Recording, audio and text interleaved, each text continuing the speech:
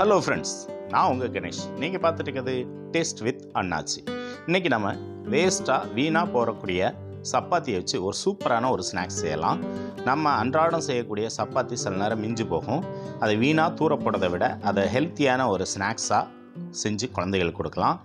அது ரொம்ப சூப்பராக இருக்கும், சுவையாகவும் இருக்கும். அந்த ஸ்நாக்ஸ் எப்படி செய்யலான்னு இப்போ நம்ம பார்க்கலாம். அதுக்கு முன்னாடி நம்ம சேனலை சப்ஸ்கிரைப் பண்ணாதவங்க சப்ஸ்கிரைப் பண்ணிக்கோங்க. இப்போ நம்ம வீடியோக்குள்ளே போகலாம்.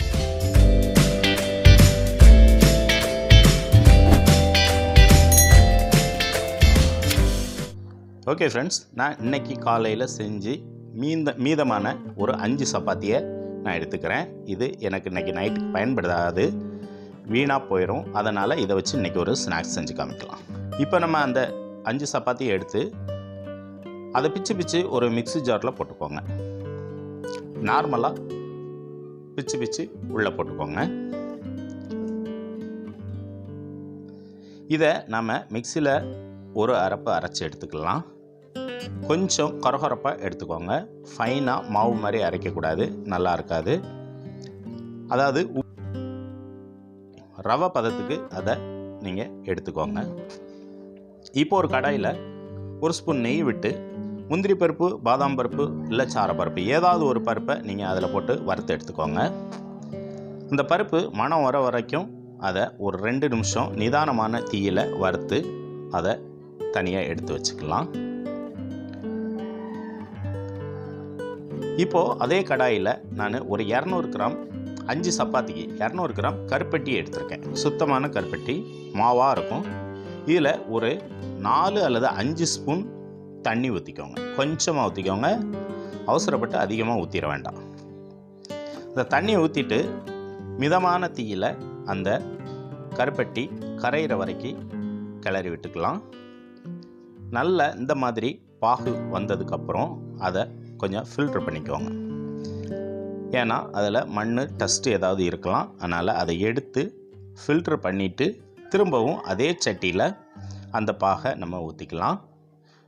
ஊற்றிட்டு அதே லோ ஃப்ளேமில், அதாவது சிம்மிலேயே இருக்கும்போதே ஒரு அரை டம்ளர் பாலை ஊற்றிக்கோங்க. அப்ராக்சிமேட்டாக 100 ml இருக்கும். அந்த பால் ஊற்றிட்டு கொதிக்க விட்டுறாதீங்க. கொதிக்கிறதுக்கு முன்னாடியே ஒரு கிளறி விட்டுட்டு நாம் மிக்ஸியில் பொடி பண்ணி வச்ச அந்த சப்பாத்தி டஸ்ட்டை உள்ளே சேர்த்துக்கலாம். அதுக்கு முன்னாடி கொஞ்சமாக ஏலக்காய் சேர்த்துக்கோங்க. ஒரு அரை ஸ்பூன் ஏலக்காய் போதும், மணத்துக்காகத்தான்.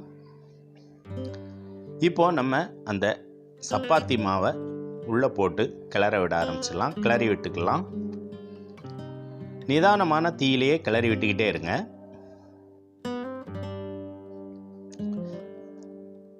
இந்த ஸ்டேஜ் வந்ததுக்கப்புறம் நல்லா கிளறி விட்டுட்டு நம்ம ஒரு 2 ஸ்பூன் நெய் சேர்த்துக்கலாம்.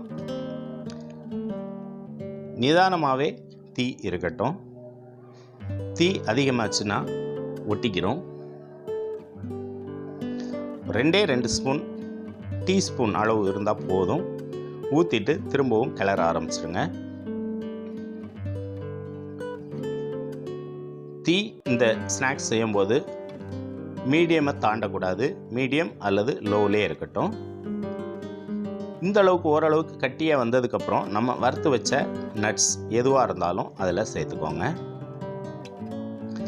சேர்த்துட்டு திரும்பவும் நம்ம கிளற ஆரம்பிச்சிடலாம். ஒருவேளை அந்த சட்டியில் அதை ரொம்ப பிடிக்குன்னு தோணுச்சுன்னா திரும்பவும் ஒரு ஸ்பூன் நெய் ஊற்றிக்கோங்க. அதுக்கு மேலே நெய் ஊற்றக்கூடாது. ரொம்ப நெய் ஊற்றினாலும் இந்த ஸ்நாக்ஸ் திகட்ட ஆரம்பிச்சிடும்.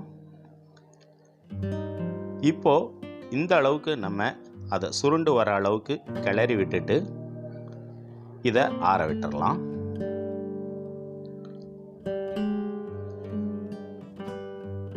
கை ஒட்டாமல், கையில் தொட்டால் ஒட்டாமல் இருக்கணும். அதுதான் உங்களுக்கு பதம். இப்போ இதை ஆற விட்டுட்டு நம்ம கை சூடு பொறுக்கிற அளவுக்கு வந்ததுக்கப்புறம் கையில் கொஞ்சமாக நெய் விட்டு தடவிட்டு நம்ம உருண்டை பிடிச்சி எடுத்துக்கலாம். ஒரு பெரிய நெல்லிக்காய் அளவு உருண்டையாக நீங்கள் பிடிச்சிக்கிட்டால் போதும்.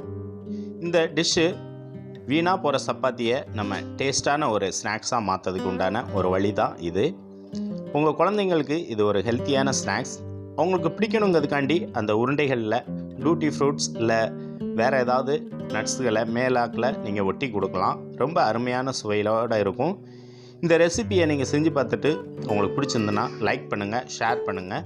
இந்த சேனலை இது வரைக்கும் சப்ஸ்கிரைப் பண்ணாதவங்க சப்ஸ்கிரைப் பண்ணுங்கள். இன்னொரு வீடியோவில் நான் உங்களை சந்திக்கேன். ஓகே ஃப்ரெண்ட்ஸ், பாய்.